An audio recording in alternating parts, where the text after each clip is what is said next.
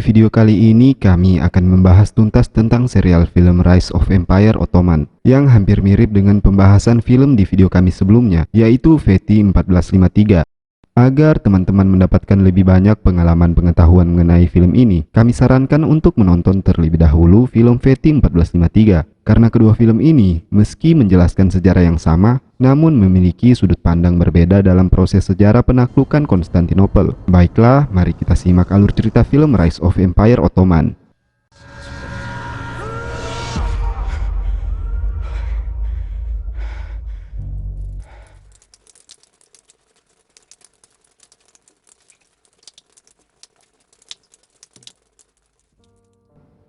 Di tengah-tengah pengepungan kota Konstantinopel, Sultan Mehmed terbangun dari tidurnya. Sebuah pertanyaan besar terus menghantui hingga membuatnya tidak dapat tidur nyenyak. Pertanyaan itu adalah, apakah dia yang akan menaklukkan Konstantinopel atau Konstantinopel yang akan menaklukkannya?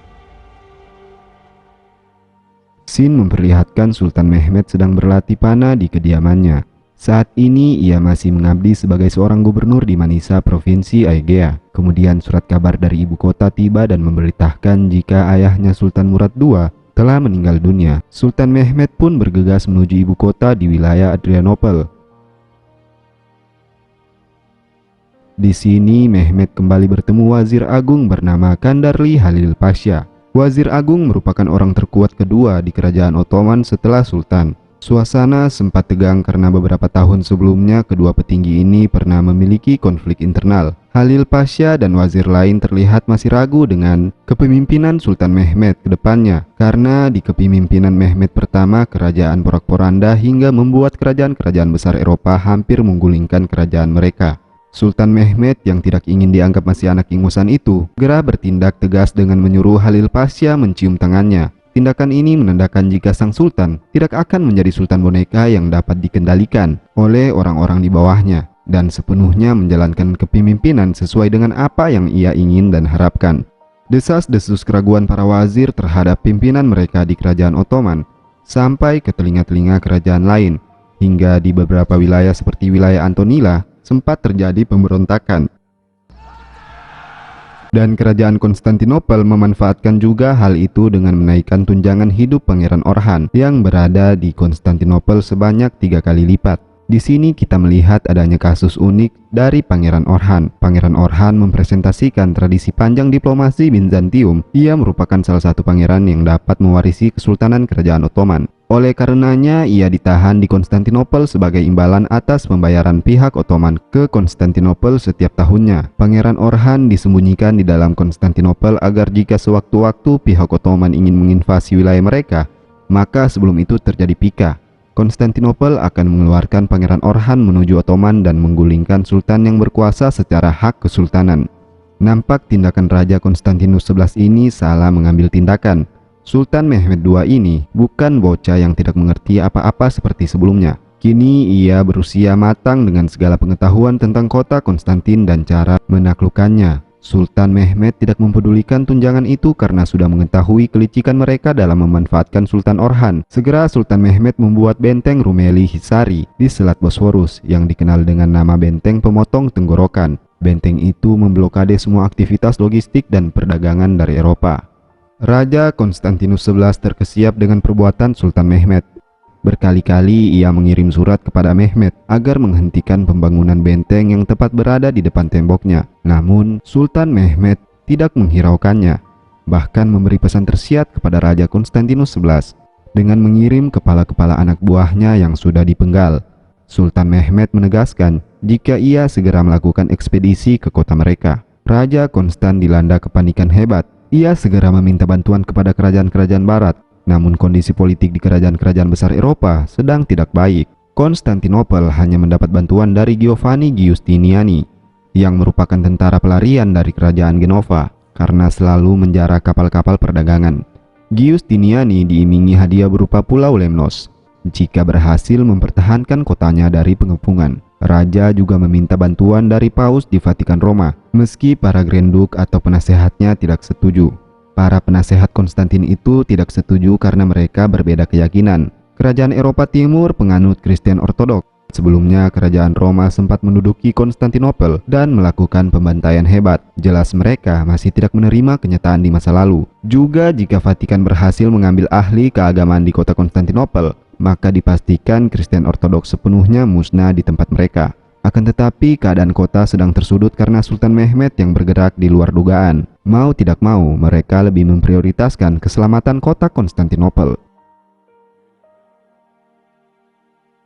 Suatu malam, Halil Pasha bertemu langsung dengan Lukas Notaris, yang juga wazir agung di Bizantium. Mereka bertemu di Selindria, yang berjarak 72 km dari kota Konstantinopel. Dua perdana menteri kerajaan ini sempat berdiplomasi secara diam-diam agar perang tidak terjadi. Keduanya memiliki kepentingan yang akan terganggu jika kedua kerajaan tersebut saling menyerang. Pertemuan itu sempat diketahui salah seorang mata-mata Sultan Mehmed dan membuat sang sultan tentunya marah besar. Beruntungnya, ibu tirinya Sultan bernama Mara Brankovic sempat menasihati agar Mehmed tidak mengambil tindakan gegabah kepada Halil Pasha. Ia tidak boleh memulai konflik internal di dalam kerajaan karena dapat berdampak buruk pada ekspedisinya nanti. Mehmed yang cerdas kemudian memanfaatkan keraguan Halil Pasha dengan begitu bijak. Analoginya, jika orang itu masih bermanfaat, maka manfaatkanlah. Jika memang kedepannya sudah tidak dapat diberi kesempatan lagi, maka singkirkanlah. Kemudian di tengah malam, Sultan Mehmed segera memanggil Halil Pasha dan meminta dukungan sepenuhnya kepada Mehmed. Ia mengisyaratkan kepada Halil Pasha agar menghentikan keraguan dan tidak mencari cara untuk menggagalkan ekspedisi ke Konstantinopel. Karena jika tanpa dukungan sepenuhnya dari orang nomor 2 di kerajaan itu, maka ekspedisi tidak akan maksimal. The gates of the city. Serangkaian persiapan hampir matang. Sultan Mehmed kemudian didatangi Orban yang merupakan ahli senjata dari Hungaria. Orban seorang pembisnis, tanpa memikirkan pada siapa seharusnya ia memihak. Orban menawarkan rancangan senjata balistik berukuran 8 meter dengan diameter peluru selebar 2,5 meter dan muntahannya sejauh 1,6 km. Senjata ini merupakan sebuah revolusioner yang belum terfikirkan pada saat itu. Orban menawarkan rancangan seharga 10.000 dukat. Sultan Mehmed tanpa ragu memberi harga 4 kali lipat dari harga yang ditawarkan jika senjata itu benar berhasil merubuhkan tembok Konstantinopel dan harus selesai dalam waktu 3 bulan. 3 minggu sebelum pengepungan kota, prajurit-prajurit mulai bergerak sejauh 238 km ke Konstantin. Di sini kita melihat prajurit elit kerajaan Ottoman yang disebut pasukan Yanisari, yang artinya pasukan baru. Pasukan ini terdiri dari mantan budak Kristen dan hasil devshirme, yaitu pengambilan anak laki-laki dari keluarga Kristen yang ada di provinsi-provinsi Ottoman di Eropa sebagai pajak. Mereka kemudian diseleksi dengan ketat, lalu disekolahkan hingga menjadi salah satu pasukan terbaik.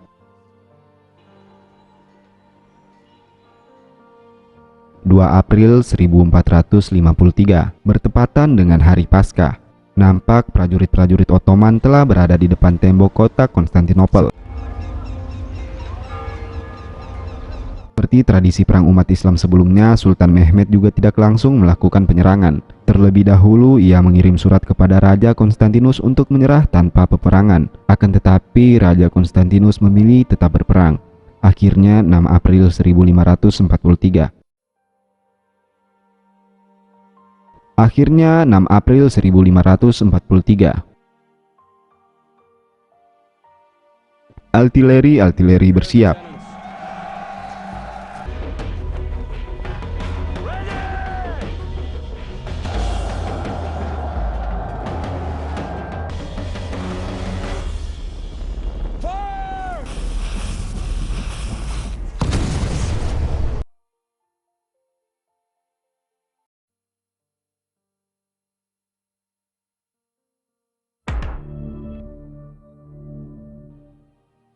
Sepuluh tahun sebelum pengepungan diperlihatkan sang ayah yaitu Sultan Murad II mengajak Mehmed melihat kota Konstantinopel dari jarak jauh. Sang ayah terus menanamkan tentang impian turun-menurun dari nenek moyang mereka tentang keinginan menaklukkan Konstantinopel.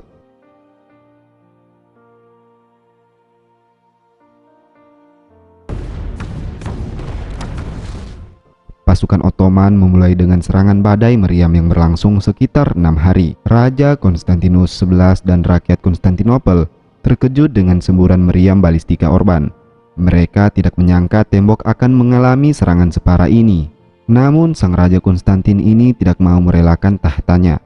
Ia tidak ingin menyerah dan mempercayakan seluruh pertahanan depan tembok kota kepada Giustiniani. Tembok Konstantinopel sepanjang 22 km yang dibangun oleh Kaisar Theodosius di abad ke-5 ini tidak mudah untuk diruntuhkan. Tembok ini setinggi 30 meter dan telah berdiri kokoh selama 1100 tahun. Tambah lagi memiliki 5 lapisan serta parit di sisi luarnya. Di balik tembok juga di pertahanan prajurit bayaran Giovanni tetap bertahan.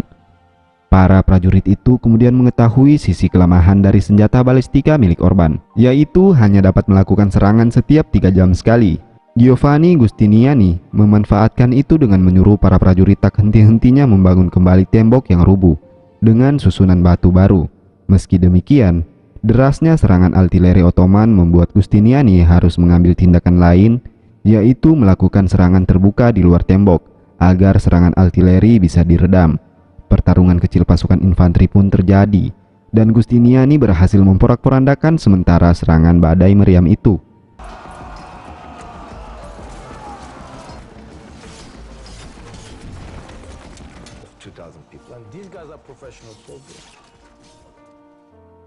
Hampir 2 minggu pengepungan, nampak senjata balistika retak dan tidak dapat melakukan serangan untuk beberapa hari. Sultan mengetahui itu dan sigap mendatangi Orban. Sultan memaksa Orban agar terus melancarkan serangan. Akan tetapi kondisi meriam yang saat ini belum benar-benar maksimal, berakibat meriam ini tidak memuntahkan pelurunya dan malah meledak di tempat yang berakibat gugurnya banyak prajurit di sekitar Mariam Basilika.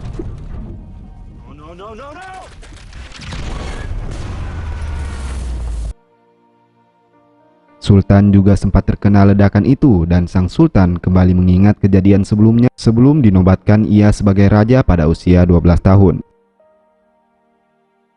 Saat itu Sultan Mehmed kecil dipanggil ke ibu kota dan bertemu sang ayah, yaitu Sultan Murad II. Kakak tertua Mehmed, yaitu Pangeran Ahmed, meninggal dunia dan kakak keduanya bernama Pangeran Ali dicekik secara misterius hingga tewas. Tidak ada lagi seorang pangeran dari Murad II kecuali Mehmed. Mehmed pun dipindahkan ke Amasya, yang merupakan tempat para calon sultan belajar sebelum naik tahta.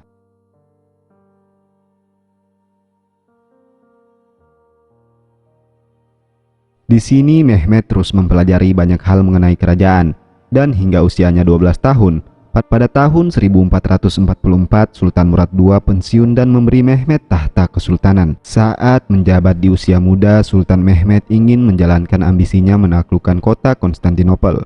Para Perdana Menteri yang kala itu dipimpin Kandar Halil Pasha terkejut. Kondisi Eropa saat itu sedang dalam keadaan maksimal dari segi militer, ekonomi, maupun politik. Kerajaan Huyandi dan Hungaria yang mengetahui kesultanan dipegang oleh anak kecil segera ingin melakukan invasi di perbatasan. Halil Pasha dan para Perdana Menteri kemudian berinisiatif untuk memujuk lagi Sultan Murad II untuk kembali naik tahta agar perang salib yang ingin dilakukan oleh pihak Huyandi dan Hungaria tidak terjadi. Kemudian Sultan Murad II yang mengetahui itu segera kembali ke ibu kota dan mengambil lagi tahta kerajaan dari tangan Mehmed. Kenyataan ini jelas sangatlah pahit bagi Mehmed. Ia tak habis pikir jika para Perdana Menteri tidak percaya dengan pemikirannya dan mengkhianatinya.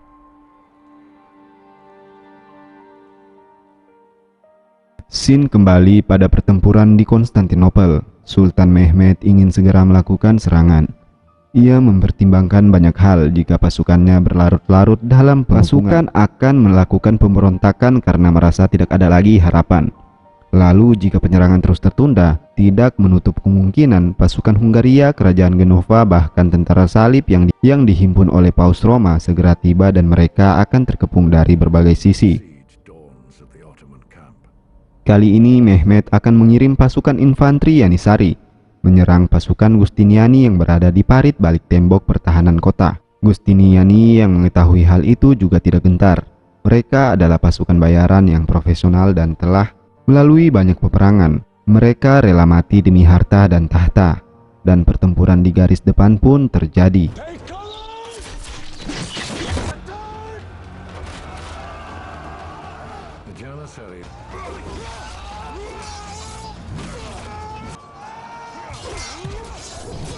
Pertempuran itu berakibat banyaknya pasukan Sultan Mehmed yang terbunuh. Mehmed yang mengetahuinya sangatlah sedih. Mentalnya mulai tergoyah.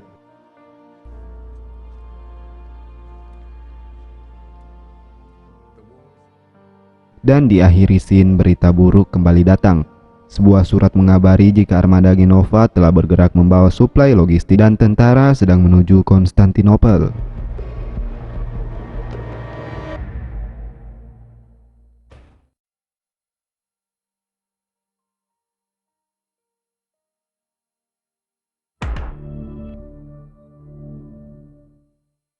Sebelum Mehmed memulai ekspedisi Konstantinopel, ia meminta ibu tirinya Mara Brankovic agar pulang ke kampung halamannya di kerajaan Serbia.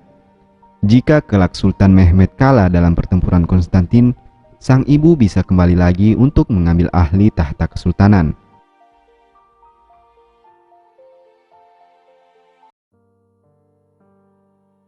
Scene kembali memperlihatkan pertarungan dahsyat di luar tembok yang mengakibatkan prajurit Sultan Mehmed kalah oleh prajurit tangguh Giustiniani. Memasuki minggu kedua, diam-diam Mehmed memerintahkan pasukan penambang perak Serbianya untuk menggali tanah agar tembok mudah untuk diruntuhkan. Di samping itu juga Sultan Mehmed meminta Baltaoğlu memimpin armada kapal memerangi armada laut Genova yang telah mendekati Konstantinopel. Baltaoğlu harus berhasil menghalau armada Genova. Di sisi penggalian tanah oleh para penambang Serbia, nampak mereka hampir saja memasuki tembok Konstantin. Akan tetapi Raja Konstantinus XI juga punya prajurit rahasia. Ia telah menyiapkan seorang yang berasal dari Skotlandia bernama John Grant yang ahli di bidang menambang untuk mencegah gerakan penggali tersebut.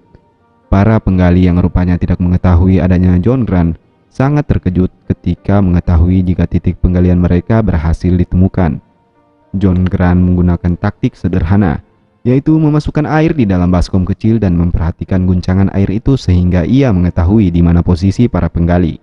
Akibatnya John Grant menumpukan mereka dengan mudah dan segera menghabisi para penggali Sultan Mehmed.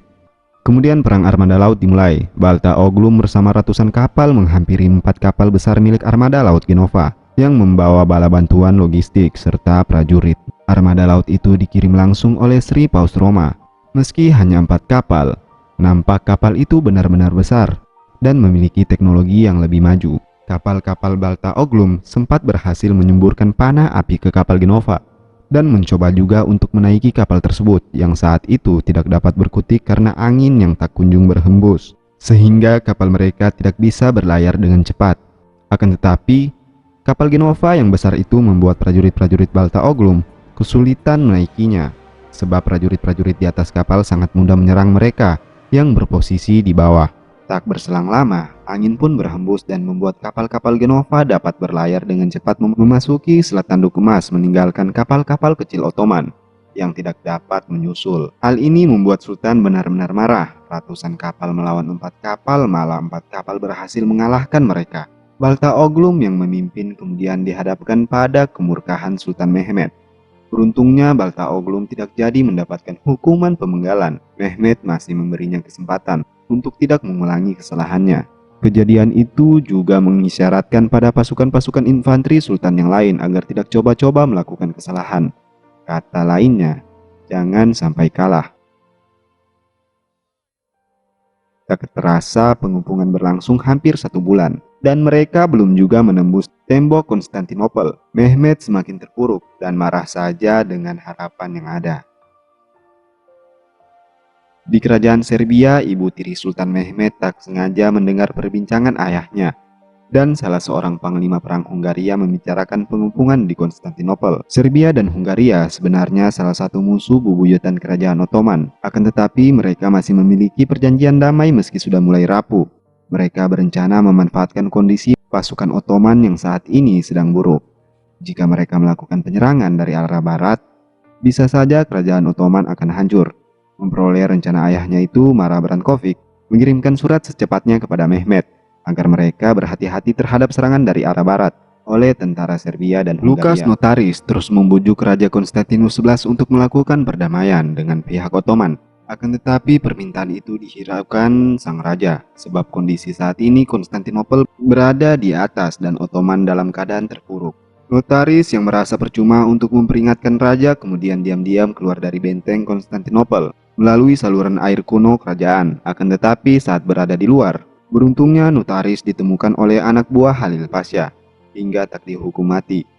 Notaris menyampaikan pendapatnya kepada Halil Pasha agar peperangan dihentikan dengan persyaratan yang kemungkinan bisa meredam peperangan.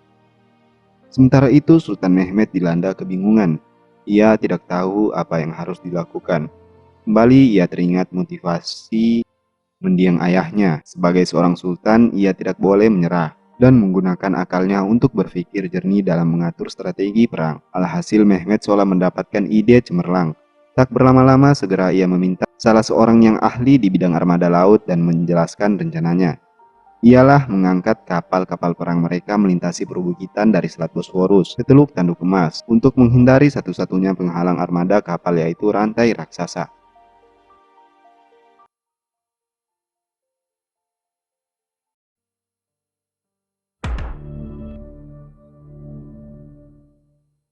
Diperlihatkan Mehmed kecil yang sedang menjabat sebagai sultan pertamanya. Ia sedang melakukan permainan teka-teki kepada para wazir. Teka-tekinya adalah bagaimana cara mengambil sebuah apel merah di atas karpet tanpa menginjaknya. Nampak semua penasehat kebingungan. Dengan cara itu, kemudian sang sultan memecahkan teka-tekinya dengan melipat karpet-karpet tersebut.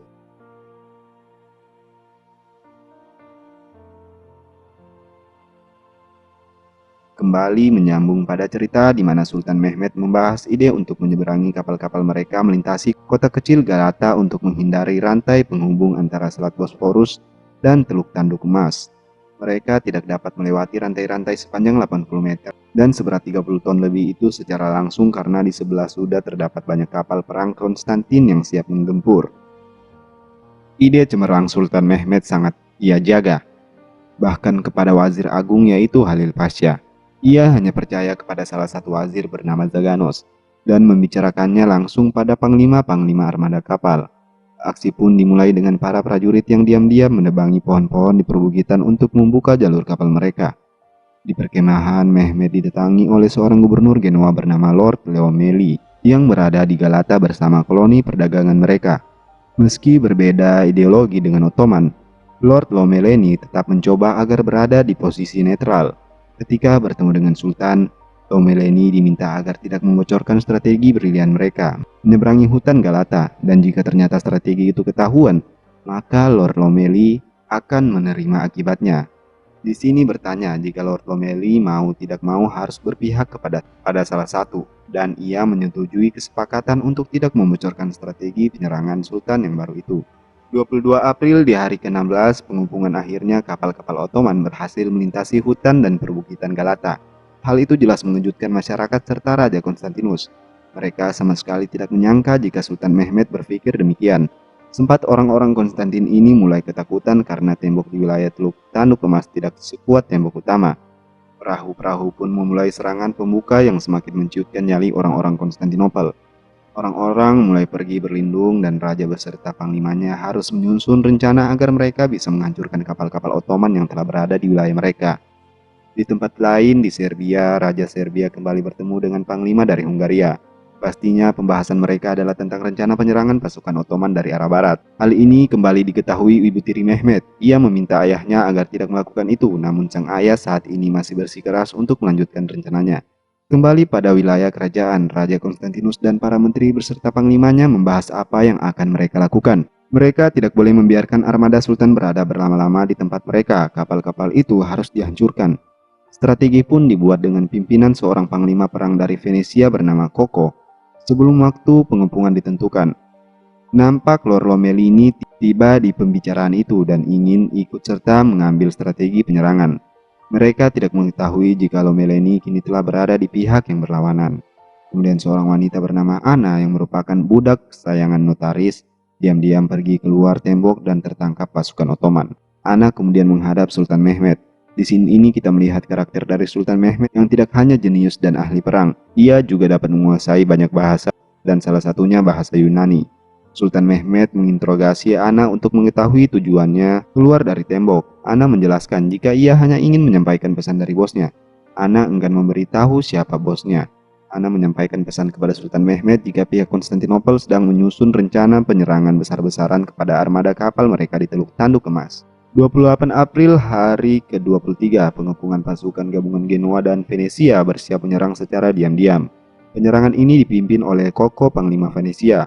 Pada tengah malam, ketika mereka merasa prajurit-prajurit Ottoman sedang istirahat, mereka menaiki kapal dan mendekati Pulau Galata.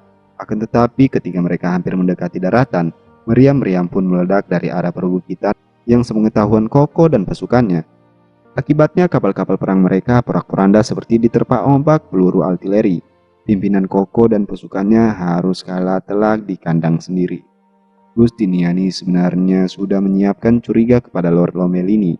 Semenjak tidak ada informasi diangkutnya kapal-kapal Ottoman melintasi hutan Galata, sudah pasti informasi penyerangan mereka telah dibocorkan oleh Lord Lomellini. Di sisi lain, nampak Lord Lomellini bersama Sultan Mehmet sangat senang melihat kondisi serangan kini didominasi oleh mereka.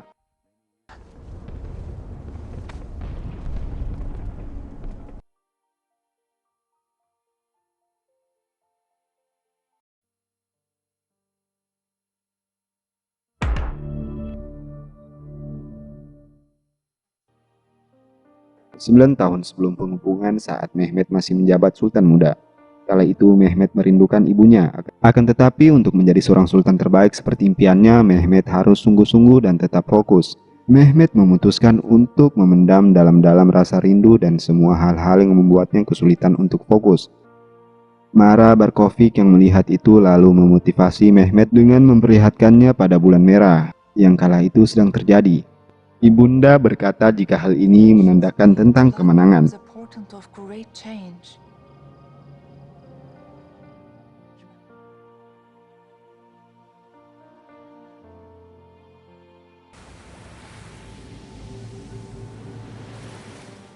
Cerita kembali setelah Sultan Mehmet berhasil membalikan keadaan di Teluk Tanduk Emas. Mehmet lalu menceritakan kepada Lord Lomellini jika apa yang dilakukannya merupakan tujuan turun-temurun dari nenek moyangnya, yaitu Utsman yang pendiri kerajaan Ottoman, dan ia sangat yakin jika tujuan itu akan berakhir padanya tidak lama lagi.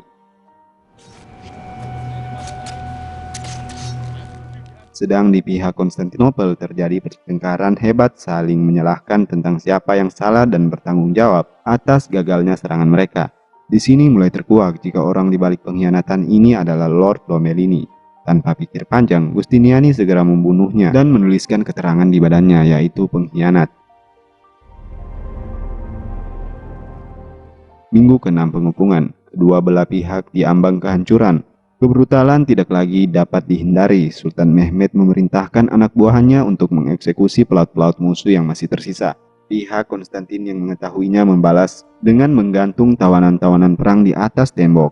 Serangan demi serangan masih terus terjadi di front, yaitu tembok inti dan Teluk Tanduk Emas.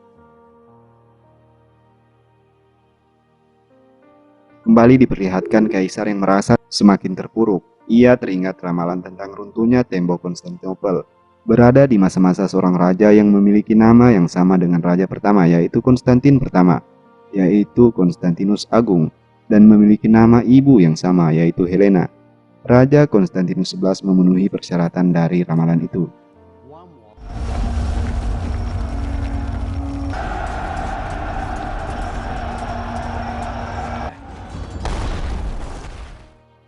Ketika di luar tembok, Sultan Mehmet mendatangi Giustiniani dan mencoba melakukan penawaran. Giustiniani hanyalah tentara bayaran yang tidak memiliki hubungan apa-apa dengan peperangan ini. Sultan lalu menawarkan harga sangat tinggi dan sempat menggoyahkan pikiran Giustiniani dengan mengabari jika hadiah yang diberikan kepadanya juga ditawarkan kepada panglima-panglima lain, padahal dapat dikatakan yang terus berjuang di depan tembok adalah pasukan Giustiniani yang seharusnya harus mendapatkan bayaran lebih tinggi. Akibatnya, Giustiniani mengancam raja jika dia akan mundur jika kerajaan tidak menggaji mereka sesuai dengan kesepakatan. Raja tidak mengetahui jika sebenarnya Giustiniani sedang kesal karena berita dari Sultan Mehmet itu. Kerajaan kota Konstantinopel saat itu sudah bangkrut untuk membayar Giustiniani dan anak buahnya. Karena Giustiniani terus mendesak, alhasil raja terpaksa harus mengambil sisa-sisa kekayaan yang berada di gereja-gereja Mereka mengambil semua altar dan artefak kemudian dileburkan menjadi koin untuk membayar Giustiniani dan pasukannya.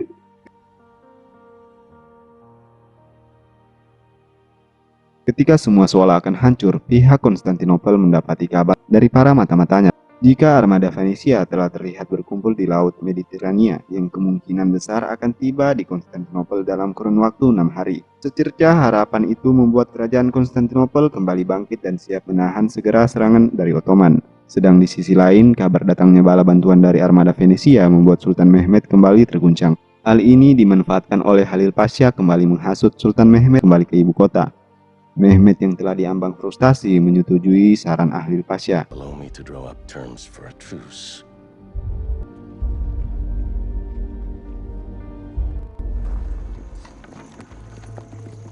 Ketika mereka hendak mempersiapkan segala sesuatu untuk mengakhiri perang dan kembali ke ibu kota, surat datang dari ibu tiri Mehmed yang memberi kabar tentang gerhana bulan merah akan terjadi.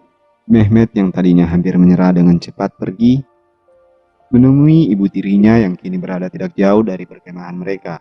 Sang ibu terus memotivasi agar Sultan tidak menyerah saat ini. Jika ia menyerah, maka tidak ada lagi Sultan setelahnya yang mampu menaklukkan Konstantinopel. Mehmed yang kini memiliki semangat berapi-api segera menuju perkemahan dan memulai menyusun penyerangan habis-habisan.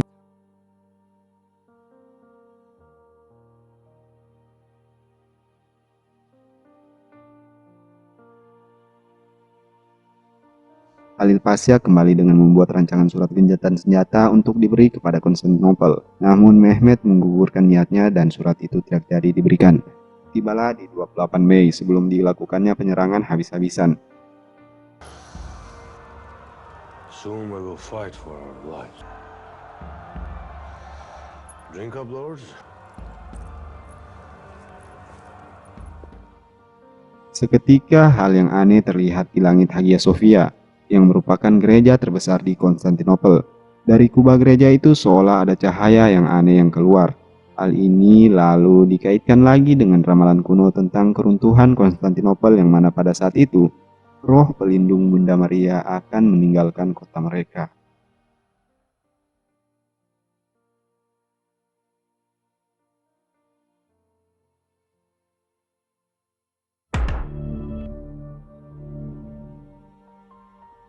Dengan keluarnya cahaya suci dari kubah Hagia Sophia, orang-orang Konstantinopel sangat mempercayai cahaya Bunda Maria telah pergi, dan segera kota akan jatuh ke tangan kaum muslimin. 28 Mei sebelum fajar menyongsong, Sultan kembali menghimpun seluruh pasukan serangan jarak jauh. Sultan kembali menghimpun seluruh pasukan serangan jarak dekatnya dan telah bersiap untuk penyerangan habis-habisan. Sedang di kerajaan Konstantin, mata-mata mereka kembali datang, dipimpin oleh Panglima Kapten Tommaso yang bertugas mencari kapal Venesia. Ia mengabarkan jika armada Venesia tidak pernah terlihat. Isu itu hanya bualan semata. Kini raja dan jajarannya harus menghadapi serangan final dari Sultan Mehmed sendirian dan tidak dapat berharap lagi pada bala bantuan Eropa. Para pembesar Konstantin mengetahui jika semuanya telah berakhir dan kota akan segera jatuh. Mereka mencoba untuk membujuk Raja Konstantinus XI segera meninggalkan kota bersama seluruh pejabat negara. Akan tetapi sang raja sangat teguh dengan pendiriannya, ia tidak mau meninggalkan kota. Raja kemudian menyuruh para bawahannya untuk berkemas, sedang ia sendiri akan menuju ke area pertempuran dan bertarung habis-habisan. Lord yang sangat dekat dengan beliau begitu sedih mendengarnya.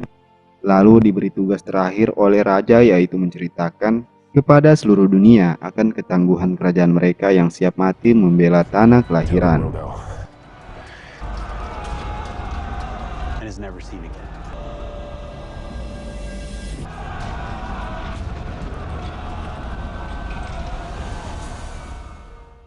29 Mei 1453, tibalah hari yang paling menentukan. Mehmed telah bersiap melakukan penyerangan dari dua front dengan cara bergelombang. Serangan pun dimulai dengan gelombang pertama, yaitu pasukan Bahsi Bozok, kepala gila, terdiri dari para relawan yang siap mati dalam peperangan. Kemudian gelombang dua, yaitu para tentara biasa. Pasukan Giustiniani sudah sangat kelelahan melakukan pertahanan di balik tembok. Hingga akhirnya serangan gelombang terakhir yang dilakukan oleh prajurit Yanisari yang paling ditakuti. Mighty Janissaries! Momentum shift once again. as the Janissaries continue their push. Here come the Janissaries, who are the best trained. Close that gate now! Giustiniani dan pasukannya nampak tidak mampu lagi menahan gelombang serangan itu hingga Giustiniani harus terluka parah dan meminta untuk pergi meninggalkan kota.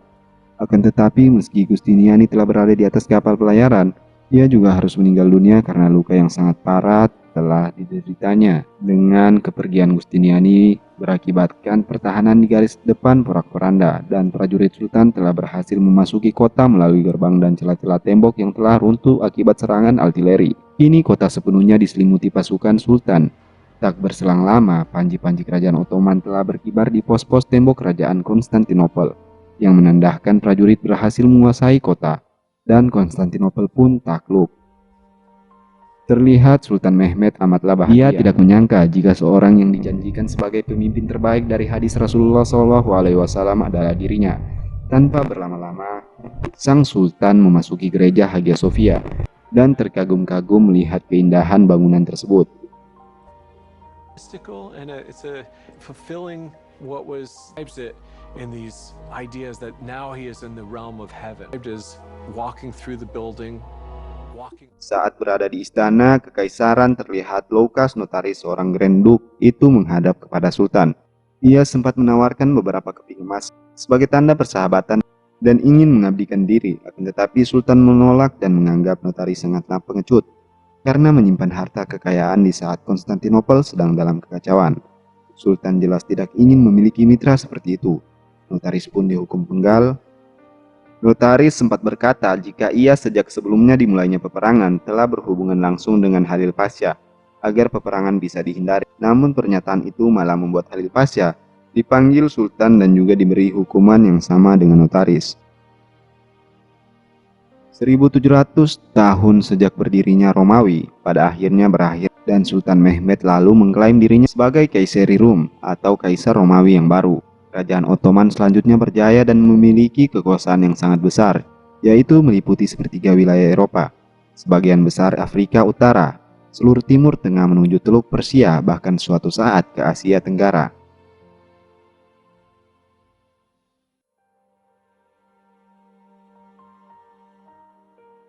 Jatuhnya Kekaisaran Romawi Timur ke tangan Turki yang dipimpin Sultan Mehmed II atau yang kita kenal dengan Sultan merupakan suatu peristiwa penting yang menandakan berakhirnya abad pertengahan. Bergantinya Kekaisaran Romawi Timur kepada Kesultanan Utsmaniyah menyebabkan perdagangan antara Eropa dan Asia Barat di Laut Tengah terputus. Persediaan rempah-rempah untuk dunia Kristen yang dulunya bisa didapatkan, Konstantinopel tidak tersedia lagi karena konflik antara agama Kristen dan Islam. Para pedagang terpaksa mencari jalur lain ke sumber rempah-rempah, dan hal tersebut membawa bangsa Eropa ke India dan Kepulauan Nusantara.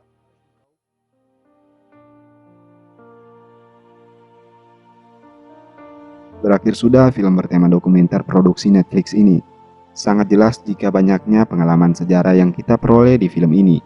Meski film ini memiliki tema yang sama dengan film VT 1453, namun sangatlah jauh berbeda dalam beberapa versi. Karena mengetahui film ini diambil dari sudut pandang para sejarawan Eropa yang lebih menitik berantakan pada kisah dalam kota Konstantinopel. Meski demikian, kami berharap kita bisa lebih bijak lagi dalam menyimpulkan sesuatu, terutama film-film sejarah bertemakan agama seperti ini. Menurut kami juga film VT 1453 dan Rise of Empire Ottoman ibarat dua kaki yang berbeda, yang saling melengkapi kisah sejarah penaklukan kota Konstantinopel. Usai sudah pertemuan kita kali ini, wabillahi taufik wal hidayah, wassalamualaikum warahmatullahi wabarakatuh, dan sampai jumpa.